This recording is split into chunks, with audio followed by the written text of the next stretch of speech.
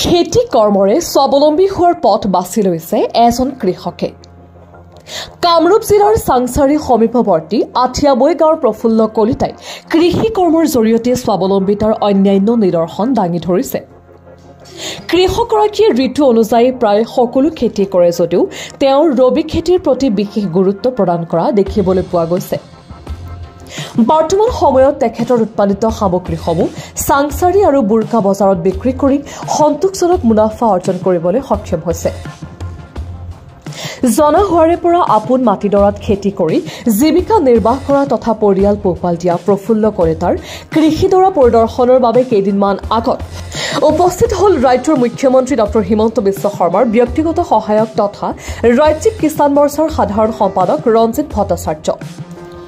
খেতিপথাৰ পৰিদৰ্শন কৰি আপ্লুত হৈ পৰাৰ লগতে কৃষক প্ৰফুল্ল কলিতাক প্ৰশংসা কৰে। ভট্টই কয় যে খিলঞ্জীয়া কৃষক এগৰাকীয়ে এনেদৰে কৰা কৃষি বিপ্লৱে প্ৰমাণ যে পথাৰ আমাৰ বজাৰ আমাৰ শ্লোগানৰ জ্বলন্ত উদাহৰণ এয়া।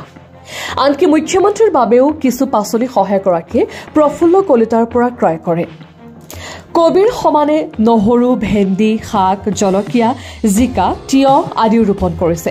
ইতিমধ্যে কেইবাবাৰো কৃষক প্ৰশিক্ষণ লোৱাৰ লগতে পশুপালনৰো প্ৰশিক্ষণ লোৱা প্ৰফুল্ল কলিতাই আদৰ্শ কৃষকৰূপে ভিন্ন অনুষ্ঠানৰ পৰা সন্মানিত হৈছে। কৃষকসকলক মানে সৰু মই আজিকালি আগত পিতা বুলি কৈছে, আজিকালি দেউতা, গতিকে পিতাই যেতিয়াৰ পৰা খেতি কৰিছিল তেতিয়াৰ পৰাই মই জড়িত আছোঁ, যেতিয়াৰ পৰা কাম কৰিব পৰা হৈছোঁ। তাৰপিছত আগত আছিল আধুনিক পদ্ধতি আছিল আমাৰ গাঁৱলীয়া পদ্ধতি, কিন্তু বৰ্তমান বিভিন্ন জেগাত মই প্ৰশিক্ষণো ল'লোঁ। দ্বিতীয় কথা কি আমাৰ এগ্ৰিকালচাৰৰ মানুহৰ এডভাইচো লৈ এই পদ্ধতিত খেতি কৰা আৰম্ভ কৰিছোঁ। আৰু এতিয়া ইয়াত কি আছে? ইয়াত মোৰ বকলি আছে আৰু হোৱাইট ফুলকবিটো আছে, বান্ধা আছে, ওল আছে, এইকেইটাই আছে। আৰু ৰাসায়নিক সাৰ ব্যৱহাৰ কৰে? ৰাসায়নিক সাৰ অলপ ব্যৱহাৰ কৰা গৈছে। কথা কি কবি আলু খেতিৰ মাটি সাধাৰণতে চন ৰাখিব লাগে, আৰু নহ'লে মৰাপাত বা কঠীয়া পাৰিব পাৰি। ধান খেতিৰ কাৰণে একচুৱেলি এই ৰবি শস্যৰ কাৰণে উপযুক্ত নহয়, কাৰণ মাটিটো তাৰমানে চহটো অলপ মৰতীয়া চ লাগে। মই সাধাৰণতে মাটিখিনি চনে ৰাখোঁ, আৰু শাওনৰ পৰা মোটামুটি জুলাই আগষ্টৰ পৰা মাটিটো পাতল পাতলকৈ বৈ থাকোঁ আৰু গোবৰ দি থাকোঁ।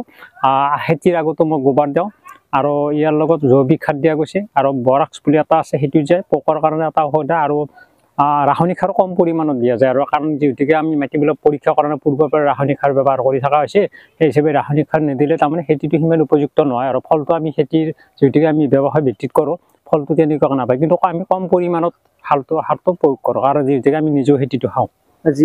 যিহেতু বহিৰাগত বেপাৰীয়ে বজাৰত ভৰি পৰিছে, এই সময়ছোৱাত আপুনি এনে এটা নিদৰ্শন দাঙি ধৰিছে, তাক লৈ যুৱচামক কি ক'ব?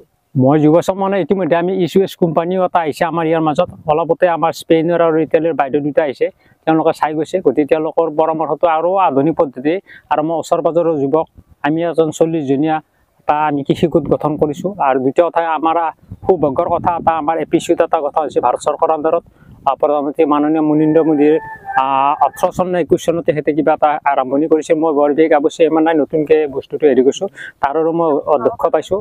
আমাৰ 11জনীয়া এখন হেৰি আছে। গতিকে আমাৰ মানুহখিনি মই আটাই বিচাৰোঁ যাতে নেকি আমি সকলো বহিৰাগতক আমি ফেৰ মৰিব পাৰোঁ, আমি যাতে নেকি নিজৰ আমাৰ পথাৰ, আমাৰ খেতি বা আমাৰ বজাৰ আমি দখল কৰিব পাৰোঁ। আপুনি উচিত মূল্য পাইছে নে পোৱা নাই? উচিত মূল্য মই এনে যিহেতু উচিত মূল্য পাইছোঁ, তথাপিতো মই সাধাৰণতে বেপাৰীকে দি দিওঁ। আমি যিহেতু মানে সদায় মানে খুচুৰা বিক্ৰী কৰিব নোৱাৰোঁ, কাৰণ পৰৱৰ্তী খেতিৰ কাৰণে আমি লাগিব লাগে, সেয়ে মই বেপাৰীক দি দিওঁ। এনে খুচুৰা বিক্ৰী কৰি বৰ্তমান ঠিকে আছোঁ, উপযুক্ত দাম আছে। কিমান বিঘা মাটি আপুনি খেতি কৰিছে? মই ধান খেতিটো অৱশ্যে মই দিছোঁ, মই 2003 এটা এক্সিডেণ্ট হৈছিল, মই আজি 2 বছৰৰ পৰা ভাৰ কৰিব নোৱাৰোঁ, গতিকে মই ধান খেতিটো বাদ দিছোঁ। মই ৰবি শস্যটো প্ৰধানকৈ লৈছোঁ। গতিকে মই যোৱা বছৰ 87,000 টকা পাইছিলোঁ আলু কবিত, এইবাৰো এতিয়া গেলি 22,000 গৈছে, আৰু পৰৱৰ্তী আছে আলু মই উঠোৱাই নাই, কবি আছে দেখা পাইছে আপোনালোকে। কবি খেতি আপুনি কিমান বিঘা কৰিছে? মোৰ ইয়াতে কবি খেতি আছে 6 কঠা আছে।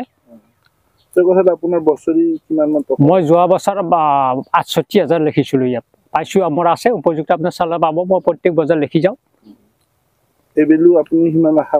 মই এইবাৰ বেছি আশা কৰিছিলোঁ। কথা কি মোৰ যিটো হোৱাইট ফুল আছে সেইটো অলপ লেটকু পালে, এইটো নতুন বিধান কৰা গৈছে, কাৰণ আগত মেঘা কৰিছিলোঁ, মেঘাটো আজিকালি মানে অলপ ৱেটটো কম পায়, সেইকাৰণে এইবাৰ কোম্পানীৰ হেৰিত ধামাল বুলি এটা দিছে গতিকে এতিয়া 20 দিন লাগে হ'ব কিছুদিন পিছত হয়তো ইয়াত এতিয়া ওলালে আৰু অলপ দাম পালো হয় হয়তো অলপমান কম পোৱা যাব আৰু দামটো আমি শুনিব পাইছো আপুনি আগতে কিবা ফাৰ্মো আছিল মোৰ আছিল ইয়াতে আছিল আগতে ছাগলী ফাৰ্ম মই 4 বছৰ কৈছিলো কথা হ'ল কি মোৰ এতিয়া মানুহৰো কম আৰু মোৰ পৰিবাৰৰ হঠাৎ প্ৰেছাৰ উঠি হেৰি কাৰণ মই ছাগলী ফাৰ্মখন বাদ দি পেলাই খেতিত পুনৰ আহিছো আৰু অলপ নিমু খেতি কৰিছো ইয়াতে গতিকে খেতি আৰু ছাগলী ফাৰ্ম কৰোঁতে আপুনি প্ৰশিক্ষণ লৈছিল প্ৰশিক্ষণ মই লৈছো মই খেতি মই কেইবাবাৰ বছৰ কাই গৈছো খেতি গৈছো ৰঙিয়াত কৰিছো কেইবাবাৰ আমাৰ চাংচাৰ কৰিছো আমাৰ ইয়াতো দিছিল কৰিছো মই এতিয়া মোৰ দুবছৰ কথা মই পাঞ্জাব লুধিয়ানাত আৰু হেৰিত পাইছিলো কথা হ'ল কি এই যি তাজ হোটেলত যেতিয়া বোমা ফুটিল তাৰ কাৰণে আমাৰ সেই ট্ৰেইনিংটো আমাৰ কেঞ্চেল গ'ল ৰঙিয়াৰ পৰা ৱাছিম আক্ৰমৰ প্ৰতিবেদন সুহানা লাইভ